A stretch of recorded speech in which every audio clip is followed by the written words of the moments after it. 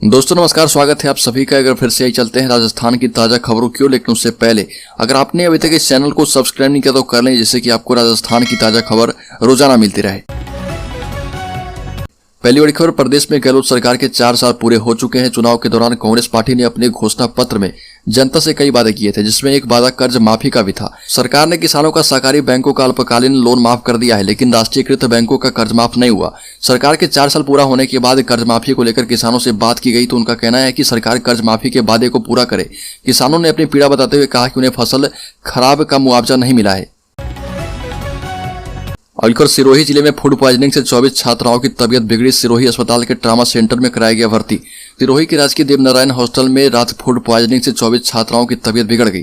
पेट दर्द की शिकायत होने पर छात्राओं को अस्पताल के ट्रामा सेंटर में भर्ती किया गया है। सिरोही जिले में फूड पॉइजनिंग से 24 छात्राओं की तबीयत बिगड़ चुकी है और 6 की हालत अभी गंभीर है।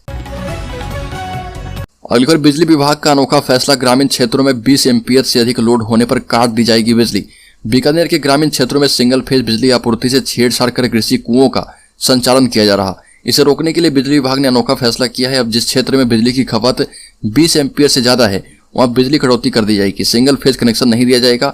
दरअसल जोधपुर डिस्कॉम के बीकानेर क्षेत्र के अंतर्गत आने वाले कई कंपनियों ने फैसला किया है।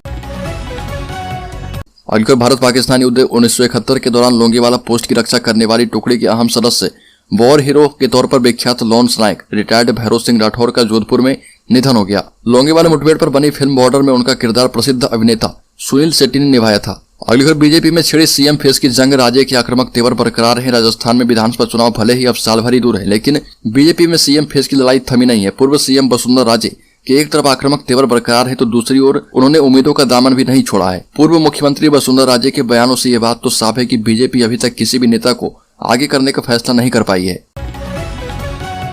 अगली खबर, राजस्थान में विधानसभा चुनाव से पहले मुख्यमंत्री अशोक गहलोत ने बड़ी घोषणा की। भारत जोड़ो यात्रा के तहत अलवर जिले के मालखेड़ा में सभा के दौरान जनता को संबोधित करते हुए कांग्रेस के वरिष्ठ नेता और राजस्थान के सीएम अशोक गहलोत ने कहा कि उनकी सरकार राज्य के गरीब परिवारों को रसोई गैस का सिलेंडर 500 रुपए में उपलब्ध करवाएगी। मुख्यमंत्री अशोक गहलोत ने कहा कि राज्य सरकार इस बारे में लाभान्वितों की श्रेणी का अध्ययन करवाकर इसे नए वित्त वर्ष यानी 1 अप्रैल से लागू कर देगी। अगली खबर, सरकार की चौथी वर्षगांठ पर गाँव में भी होंगे कार्यक्रम। राज्य सरकार के कार्यकाल के 4 साल पूरे होने के मौके पर जिले में 28 दिसंबर 2022 तक विभिन्न कार्यक्रम आयोजित होंगे। कलेक्टर चिन्मयी गोपाल ने बताया कि वर्तमान राज्य सरकार के 4 साल पूरे होने के उपलक्ष्य में जिले में विभिन्न कार्यक्रम आयोजित किए जाएंगे, जिनमें सरकार की 4 साल की उपलब्धियों का प्रचार प्रसार कर उनका लाभ आगे भी पात्र लोगों को लेने के लिए प्रेरित किया जाएगा।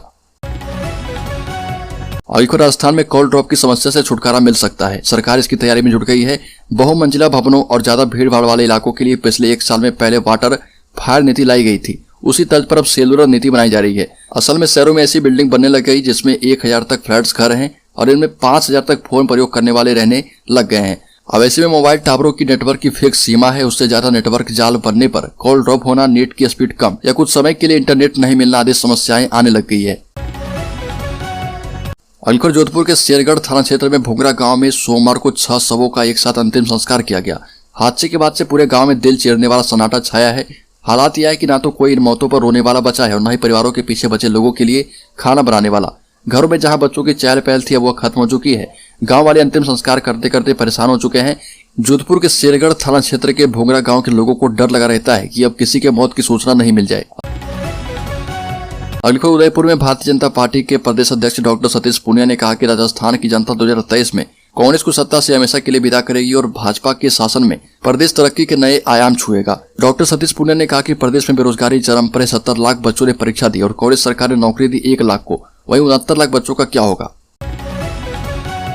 अगली खबर, राजस्थान में आम आदमी पार्टी कर सकती है बड़ा खेला। राजस्थान की मौजूदा कांग्रेस सरकार अपनी सारी कोशिशें कर रही है कि किसी भी तरह राजस्थान में सरकार रिपीट की जा पाए। भारत जोड़ो यात्रा के राजस्थान दौरे से कांग्रेस मजबूत होते हुए दिखाई दे रही, पर इस बार राजस्थान में 2 पार्टियां पूरे राजस्थान की चुनावी गणित को प्रभावित कर देगी, जिसका सीधा असर कांग्रेस के वोटों पर पड़ेगा।